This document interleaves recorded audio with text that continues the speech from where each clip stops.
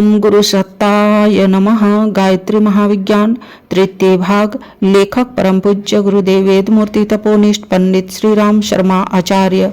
आइए पढ़ते हैं, सुनते हैं और समझने का प्रयास करते हैं।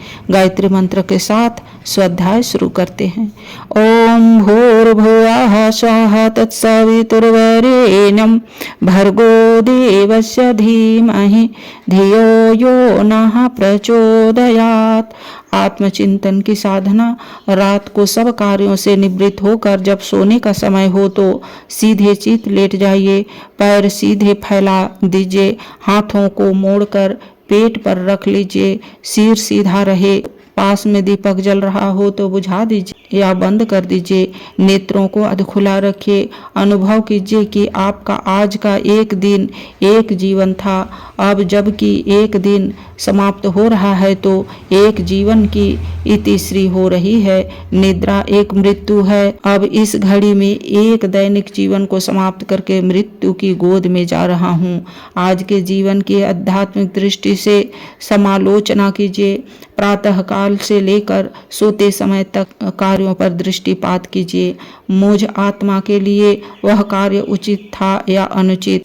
यह उचित था तो जितनी सावधानी एवं शक्ति के साथ उसे करना चाहिए था उसके अनुसार किया या नहीं। बहुमूल्य समय का कितना भाग उचित रीति से, कितना अनुचित रीति से, कितना निरर्थक रीति से व्यतीत किया। वह दैनिक जीवन सफल रहा या असफल, आत्मिक पूंजी में लाभ हुआ या घाटा, सद्वृत्त्याम प्रधान रही या असद्वृत्त्याम। इस प्रकार के प्रश्नों के साथ दिन भर के कार्यों का भी निरीक्षण कीजिए। जितना अनुचित हुआ हो उसके लिए आत्मदेव के सम्मुख पश्चाताप है। जो उचित हुआ हो उसके लिए परमात्मा को धन्यवाद दीजिए और प्रार्थना कीजिए कि आगामी जीवन में, कल के जीवन में उस दिशा में विशेष रूप से अग्रसर करें। इसके पश्चात शुभ वर्ण आत्मज्योति का ध्यान करते हुए निद्रा देवी की गोद में सुखपूर्वक चले जाइए। दूसरा साधना। प्रातः काल जब नींद पूरी तरह खुल जाए तो अंगड़ाई लीजिए। 3 पूरे लंबे सांस खींचकर सचेत हो जाइए। भावना कीजिए कि आज नया जीवन ग्रहण कर रहा हूँ, नया जन्म धारण कर रहा हूँ। इस जन्म को इस प्रकार खर्च करूँगा कि आत्मिक पूंजी में अभिवृद्धि हो। कल के दिन, पिछले दिन जो भूले हुए थी, आत्मदेव के सामने जो पश्चाताप किया था उसका ध्यान रखता हुआ आज के दिन का अधिक उत्तमता के साथ उपयोग करूंगा। दिन भर के कार्यक्रम की योजना बनाइए। इन कार्यों में जो खतरा सामने आने को है उसे विचारिए और उससे बचने के लिए सावधान होइए। उन कार्यों से जो आत्मलाभ होने वाला है वह अधिक हो, इसके लिए और तैयार कीजिए। यह जन्म, यह दिन पिछले की अपेक्षा अधिक सफल हो, यह चुनौती अपने आप को दीजिए और उसे साहस पूर्वक स्वीकार कर लीजिए। परमात्मा का ध्यान कीजिए और प्रसन्न मुद्रा में एक चैतन्य, ताजगी, उत्साह, आशा एवं आत्मविश्वास की भावना के साथ उठकर सैया का परित्याग कीजिए। सैया के नीचे पैर रखना मानो आज के नवजीवन में प्रवेश करना है। इस आत्मचिंतन की साधना से दिन दिन शरीराभ्यास घटने लगता है। शरीर को लक्ष्य करके किए जाने वाले विचार और कार्य शिथिल होने लगते हैं तथा विचारधारा एवं कार्य प्रणाली समुन्नत होती है, जिसके द्वारा आत्मलाभ के लिए अनेक प्रकार के पुण्य आयोजन होते हैं। स्वर योग विज्ञान में कोश वायु प्रधान कोश होने के कारण उसकी स्थिति में वायु संस्थान विशेष रूप से सजग रहता है। इस वायु तत्व पर यदि अधिकार प्राप्त कर लिया जाए तो अनेक प्रकार से अपना हित संपादन किया जा सकता है। स्वर शास्त्र के अनुसार श्वास प्रश्वास के मांगों को नाड़ी कहते हैं। शरीर में ऐसी नाड़ियों की संख्या 7200 है को न से न समझना चाहिए। स्पष्टतः यह प्राणवायु आवागमन के मार्ग हैं।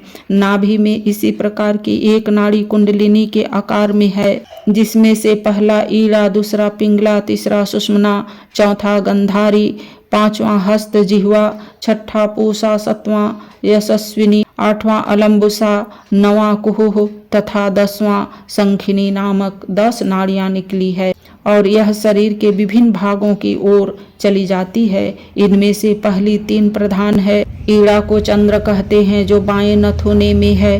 पिंगला को सूर्य कहते हैं, यह दाहिने नथुने में है। सुषुम्ना को वायु कहते हैं जो दोनों नथुनों के मध्य में है। जिस प्रकार संसार में सूर्य और चंद्र नियमित रूप से अपना अपना काम करते हैं, उसी प्रकार ईड़ा पिंगला भी इस जीवन में अपना अपना कार्य नियमित रूप से करती है। इन तीनों के अतिरिक्त अन्य 7 प्रमुख नाड़ियों के स्थान इस प्रकार हैं। गंधारी नाक में, हस्त जिह्वा दाहिनी आंख में, पूषा दाहिने कान में, यशस्विनी बाएं कान में, अलम्बुसा मुख में, कुहलिंग देश में और शंखिनी गुदा में। इस प्रकार शरीर के 10 द्वारों में 10 नाड़ियां हैं। हठ योग में नाभि कंद अर्थात कुंडलिनी स्थान गुद्दा द्वारा से लिंग देश की ओर 2 अंगुली हटकर मूलाधार चक्र माना गया है। स्वर योग में वह स्थिति माननीय न होगी। स्वर योग शरीर शास्त्र से संबंध रखता है और शरीर की नाभि या मध्य केंद्र गुद्दा मूल में नहीं, उदर की टुंडी में ही हो सकता है। इसलिए यहाँ नाभि देश का तात्पर्य उदर की टुंडी मानना ही ठीक है। श्वास क्रिया का प्रत्यक्ष संबंध उदर से ही है। इसलिए प्राणायाम द्वारा उदर घर्षण संस्थान तक प्राणवायु को ले जाकर नाभि केंद्र से इस प्रकार घर्षण किया जाता है कि वहां की सुप्त शक्तियों का जागरण हो सके।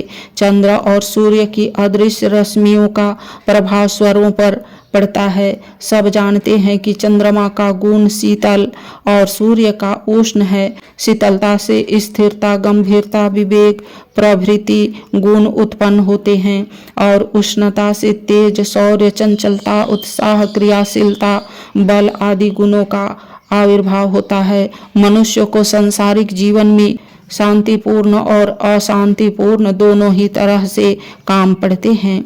किसी भी काम का अंतिम परिणाम उसके आरंभ पर निर्भर है। इसलिए विवेकी पुरुष अपने कर्मों को आरंभ करते समय यह देख लेते हैं कि हमारे शरीर और मन की स्वाभाविक स्थिति इस प्रकार काम करने के अनुकूल है कि नहीं। एक विद्यार्थी को रात में उस समय पाठ याद करने के लिए दिया जाए जबकि उसकी स्वाभाविक स्थिति निद्रा चाहती है, तो वह पाठ को अच्छी तरह याद न कर सकेगा। यदि यही पाठ उसे प्रातःकाल की अनुकूल स्थिति में दिया जाए तो आसानी से सफलता मिल जाएगी।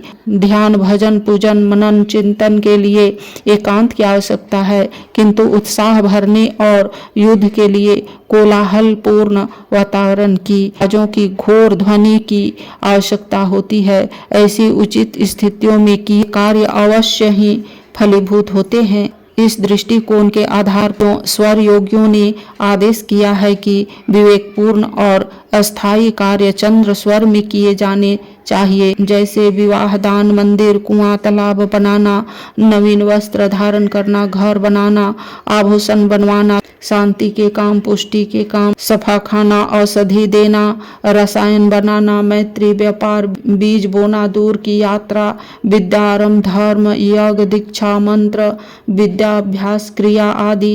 यह सब कार्य ऐसे हैं जिनमें अधिक गंभीरता और बुद्धिपूर्वक कार्य करने की आवश्यकता है।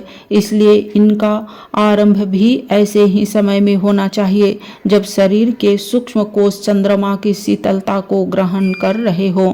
आज के वीडियो में इतना ही। अगले वीडियो में आत्मानुभूति योग के बारे में पढ़ेंगे और समझेंगे। लाइक, सब्सक्राइब और शेयर करें। धन्यवाद। ओम शांति।